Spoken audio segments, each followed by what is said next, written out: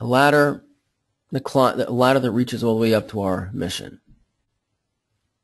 The goals will be the steps in the ladder, the rungs in the ladder that we climb up to actually reach that mission. In order to accomplish the goals,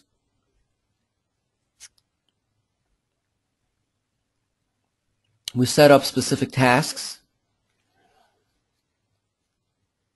and specific objectives.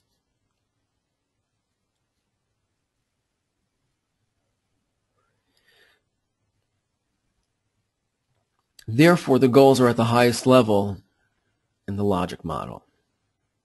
What our inputs will be, what the outputs will be, and what the outcomes will be, etc. It all starts with the goals.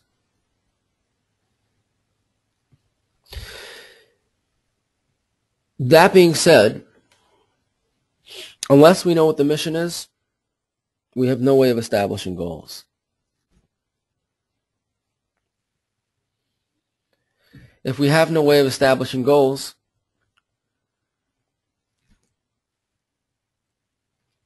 we have no way of developing tasks and objectives.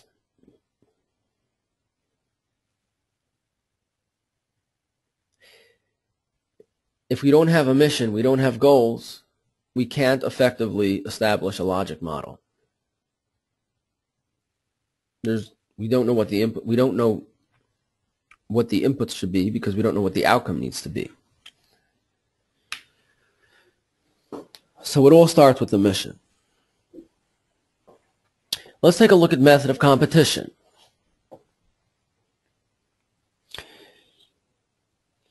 Typical method of competition incorporates differentiated products and services.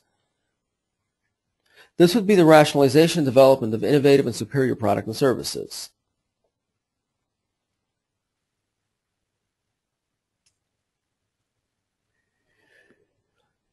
We need to differentiate the products and services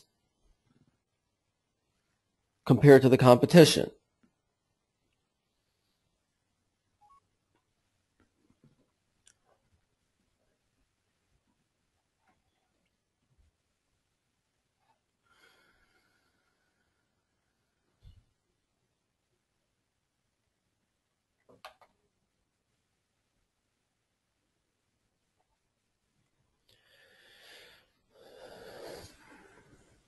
And we need to continuously introduce innovative products and services and rationalize poor performers.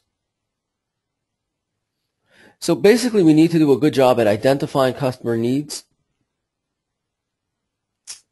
We need to do a good job at uncovering competitor strategies. We need to do a good job at developing good vendor relationships. And where there's no product advantage, we'll be competing on service. So again, typical methods of competition incorporate differentiated products and services. This is basically the rationalization and development of innovative and superior products and services. We need to differentiate the products and services compared to the competition. We need to continuously introduce innovative products and services and rationalize poor performers. So in a nutshell, we're going to be trying to do a good job at identifying customer needs, uncovering competitor strategies, whether that's in the form of designing innovative products or in the form of offering innovative services. We need to uncover the competitor strategies. We need to develop good vendor relationships because we're competing on two fronts. We're competing on the end customer and we're competing on the suppliers. And we need to compete on service when there's no product advantage.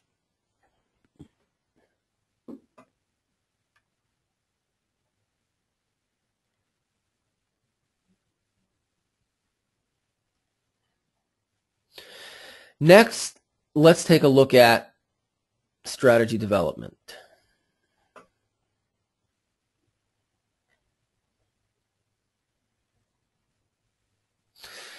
Strategy deals with the interplay of three forces: client, agency, and competition. Those are the three forces that interplay with the actual strategy. Again, the client, the agency, and the competition. Strategy is characterized through three things: a clear market definition, a good match between the corporate strengths and the needs of the market,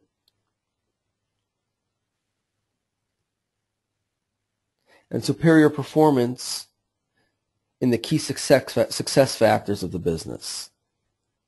Again, we need a clear market definition. We've covered this extensively, but just to give a little snapshot, we need to know where we are,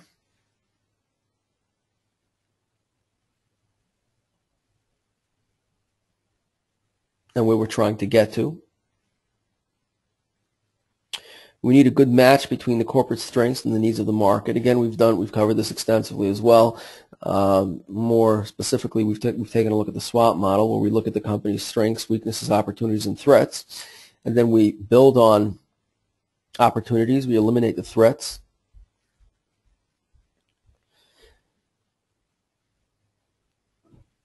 We avoid the weaknesses.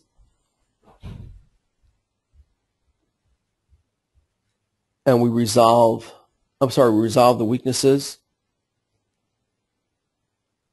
and we avoid the threats. And then we need to make sure we have superior performance in the key success factors of the business.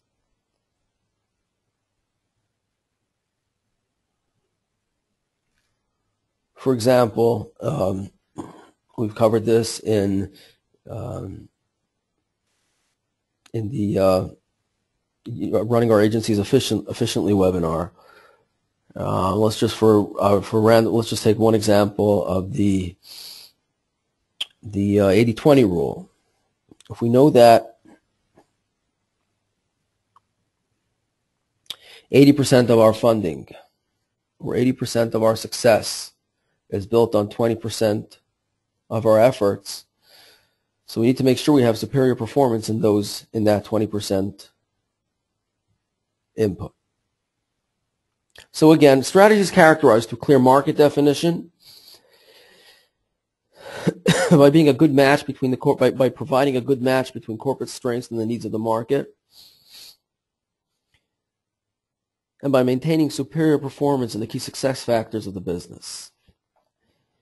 And it's basically an interplay of three forces: the client, the agency, and the competition. The SWOT analysis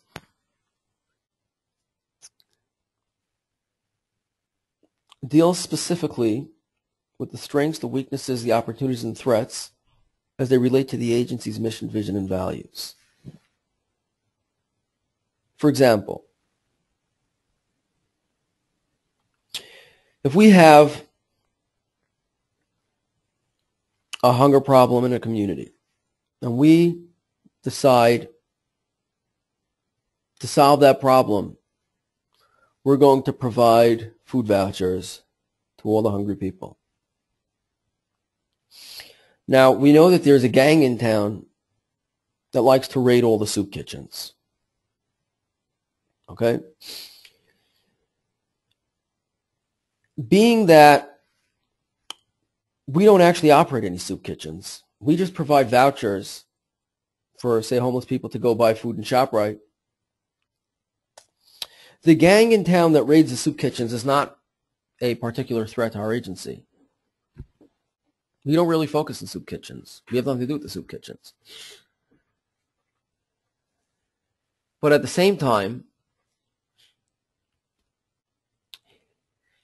if, say, just for example's sake, ShopRite feels that they are losing money off the food vouchers, for whatever reason that might be, and there are talks in ShopRite's, by ShopRite's C-level of perhaps cutting out that program, that's a direct threat to our agency. Therefore, we need to know what our mission is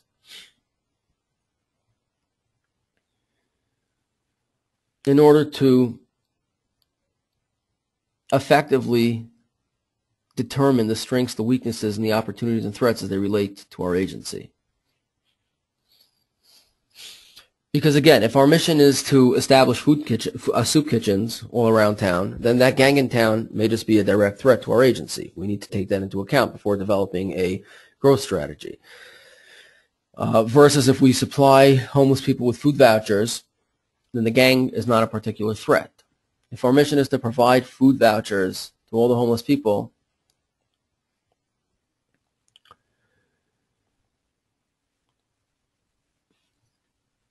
people raiding the soup kitchen don't threaten our agency in the slightest bit.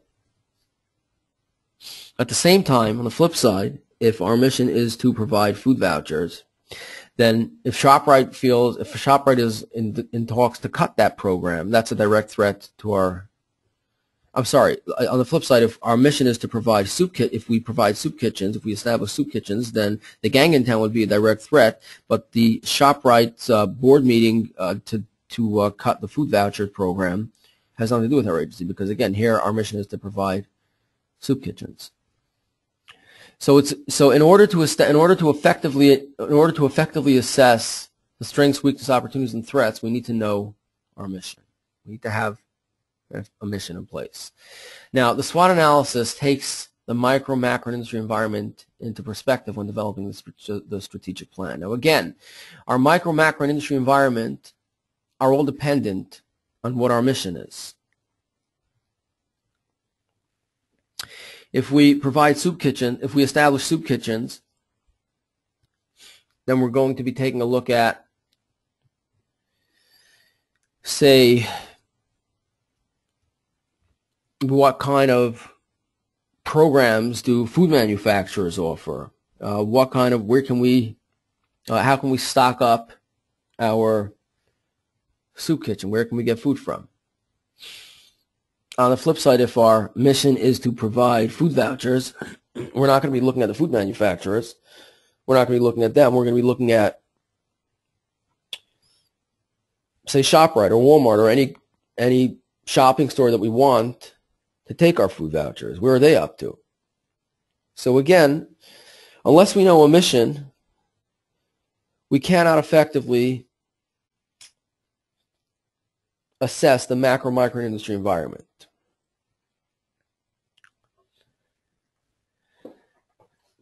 In addition, action plans, performance management, dashboard, and balanced scorecard, they're all outcomes of the previous levels of growth planning.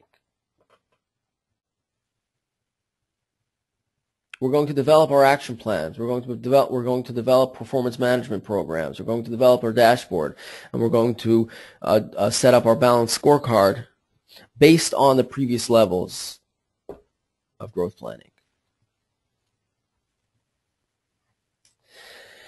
Now that we know what a mission statement is, now that we know what an agency mission is, and now that we know what growth is, let's take a look at the how should we put it, where growth and mission conflict. So growth and mission conflict at three levels. It'll conflict at the level of, I should say not three. We shouldn't say three levels. It conflicts at three. It conflicts mostly within three of the building blocks of the strategic growth plan. It'll conflict at the method of competition, when we need to tweak our products or services to remain competitive. It'll conflict at the goals level. For example, when there's just no more need for the impact of our goals. Nobody's up. Again, if we want to make sure nobody goes hungry, let's just say that there's absolutely no hunger issue left in town. So there's no more need for the impact of our goals. In strategy development, when we need to develop strategies for growth that don't particularly fit into the mission. For example, our mission is to establish soup kitchens.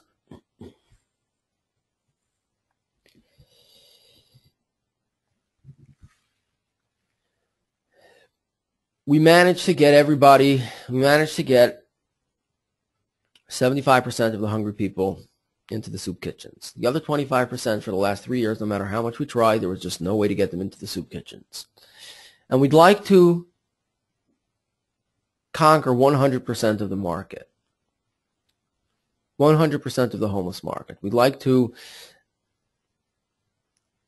affect beneficial change in 100% of the hungry market.